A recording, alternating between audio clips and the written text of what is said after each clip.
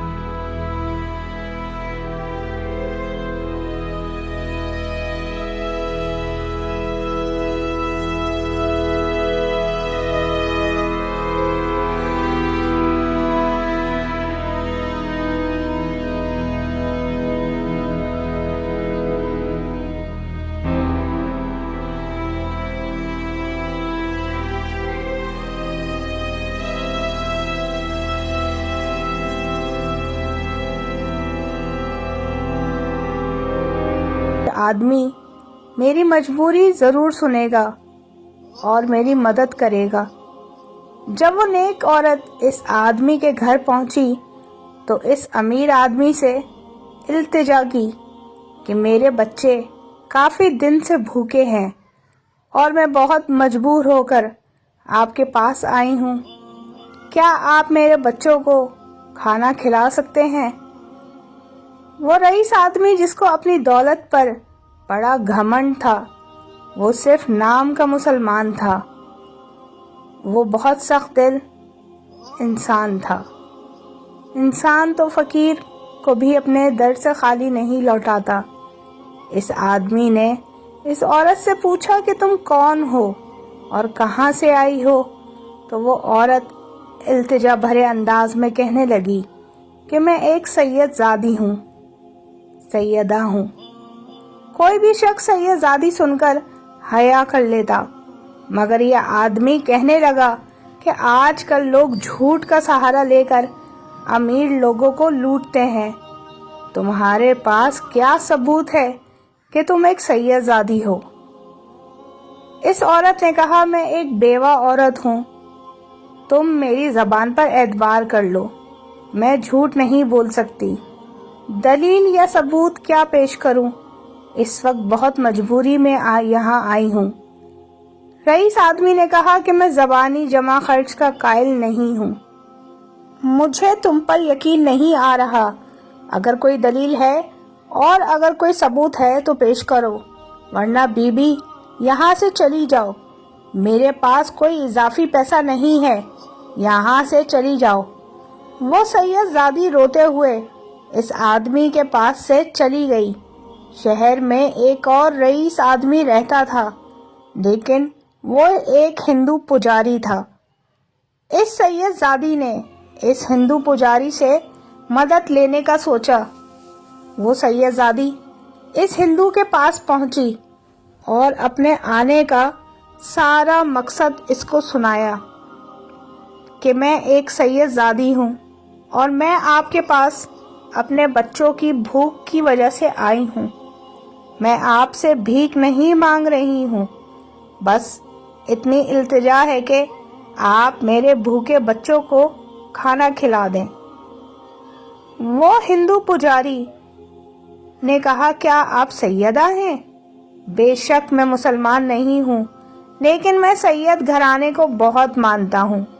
پجاری نے کہا، یہ میرے لیے بہت بڑے اعزاز کی بات ہے کہ آپ میرے گھر میں موجود ہیں، اور بڑی عزت کے ساتھ اس سید زادی اور اس کے بچوں کو اپنے گھر لے آیا اور سب کو کھانا کھلایا، اور اپنی بیوی سے کہا کہ یہ گھر آج سے تمہارا اور میرا نہیں ہے، یہ جو آج یہاں بیٹھی ہوئی ہیں یہ گھر ان کا ہے، ہم ان کی خدمت کریں گے، اور آج سے آپ کی روٹی اور کپڑے کا ضامن میں ہوں۔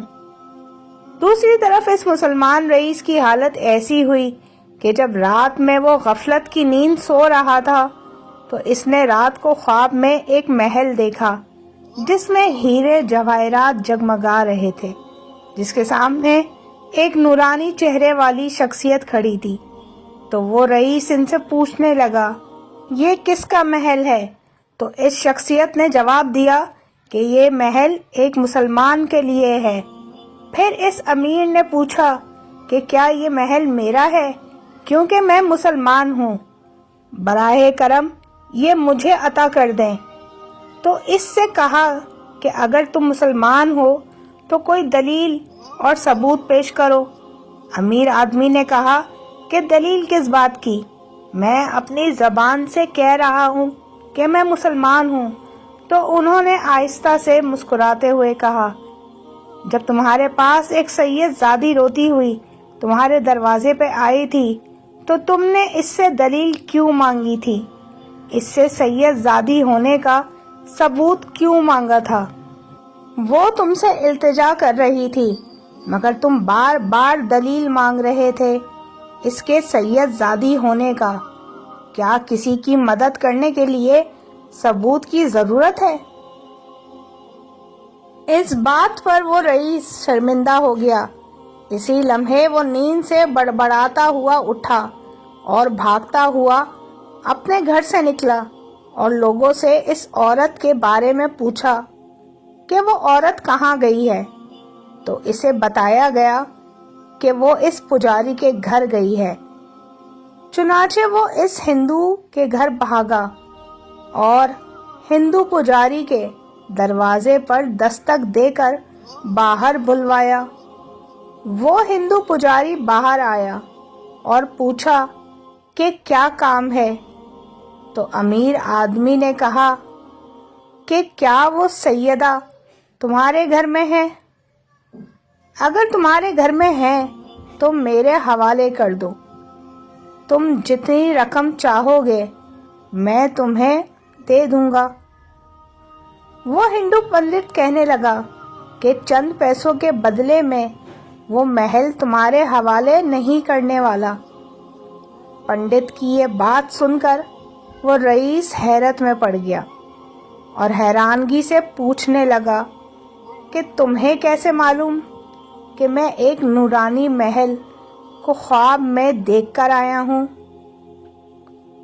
تو ہندو پجاری کہنے لگا کہ میں بھی اس خواب میں موجود تھا اور جس مسلمان کے بارے میں تمہیں بتایا گیا ہے میں وہی مسلمان ہوں، اور یہ بھی بشارت دی ہے کہ میں اور میرے اہل و عیال جنتی ہیں، اور اسی خواب میں انہوں نے مجھے کلمہ پڑھا کر مسلمان کیا ہے اور اب میرا نام عبداللہ رکھا ہے۔